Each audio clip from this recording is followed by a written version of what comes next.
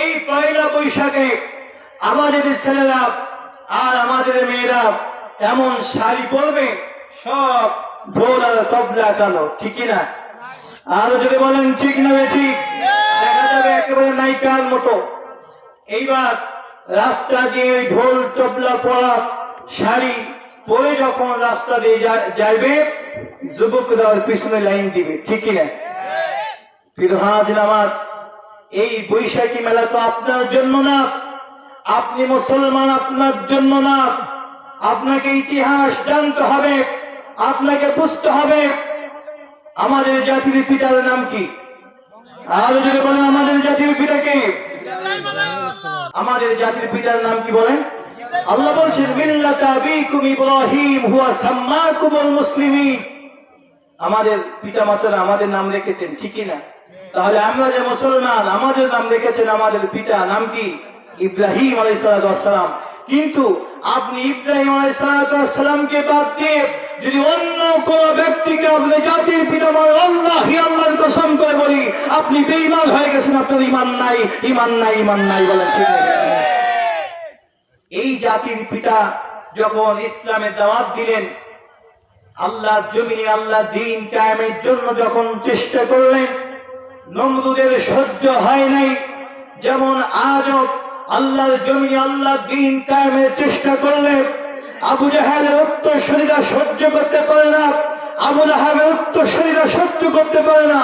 যে কোনো উপায়ে নির্যাতন হলেও, নির্যাতন করে হলেও সেটা বন্ধের ষড়যন্ত্র চালায়, বলেন ঠিক নেবে ঠিক? প্রিয় হাজির আমার, ইব্রাহিম আলাইহিস সালামকে আগুনে ফেলেছিল নমরুদ। উদ্দেশ্য কি ছিল? সে যেন দ্বীন প্রতিষ্ঠা করতে না পারে। প্রিয় হাজির আমার, কিন্তু আগুনের শিখা তার তেজ এত বেশি ছিল, তার নিকটে যাওয়া অত্যন্ত কষ্টদায়ক থাকার কারণে শয়তানের পরামর্শ নিয়ে চড়ক গাছ তৈরি করা হলো। এক চড়ক গাছের এক প্রান্তে থাকবে ইব্রাহিম আলাইহিস সালাম, অপর প্রান্তে টান দেওয়া হবে, সে লাফ দিয়ে ওই আগুনের ভিতরে পড়ে যাবে, আর সেখানে সে জ্বলে পড়ে ছারখার হয়ে যাবে। একটু চিৎকার করে বলেন না নাউযুবিল্লাহ। যখনই না চড়ক গাছের মাধ্যমে তাকে আগুনের ভিতরে ফেলা হলো, আল্লাহ বলছেন কুলনা ইয়া নারু কুনি বারদাও ওয়া সালামান আলা ইব্রাহিম, বলেন না সুবহানাল্লাহ। আল্লাহ বলছেন হে আগুনকে ডেকে বলছেন, আগুন তুমি ইব্রাহিমের জন্য শান্তিদায়ক হয়ে যাও, সুবহানাল্লাহ বলেন। প্রিয় হাজির আমার, সেই জাতির পিতাকে যে চড়ক গাছের মাধ্যমে আগুনে ফেলানো হয়েছিল ইসলামকে নিচ্ছিন্ন করার জন্য, আল্লাহ জমিনে আল্লাহ দ্বীনকে নিচ্ছিন্ন করার জন্য, সেই পূজা হয় চৈত্র মাসের 30 তারিখে, আর তার মেলা হয় পয়লা বৈশাখে।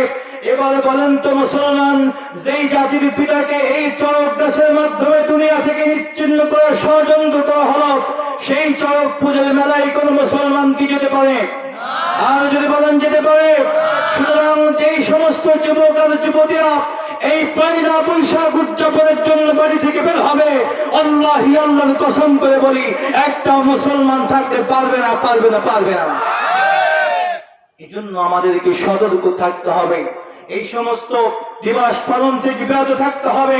এটা মুসলমানদের কালচার হতে পারে না, বেজাতীয় কালচার। সুকৌশলে পয়লা বৈশাখের নামে এই পূজার মেলায় মুসলমানদেরকে নেওয়ার জন্য এইটা আমাদেরকে দেওয়া হয়েছে।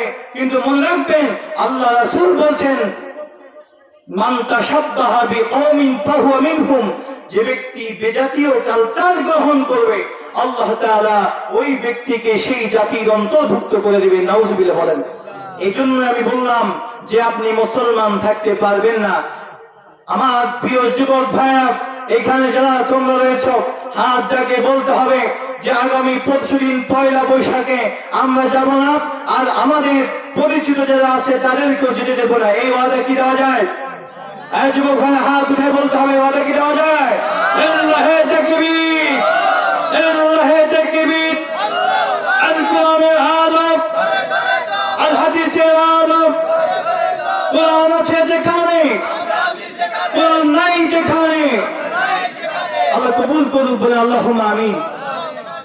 সর্বশেষ বৈশিষ্ট্য হলো আল্লাহ তাআলা বলছেন ওয়াল হাফিজুনা লিহুদুদিল্লাহ, আল্লাহ তাআলা একটা সীমা দিয়েছেন, এই সীমার মধ্যে আপনাকে থাকতে হবে।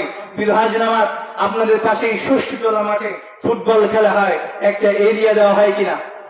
আরো যদি বলেন, ওই এরিয়ার বাইরে খেলা অবস্থায় যদি বল চলে যায় সেটা কি বল হবে?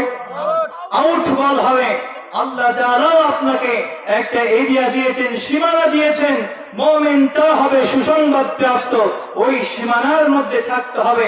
যদি আপনি না থাকেন আপনিও হয়ে যাবেন আউট মুমিন। বলেন ঠিক না বেঠিক? তাহলে জান্নাত পাওয়া যাবে না।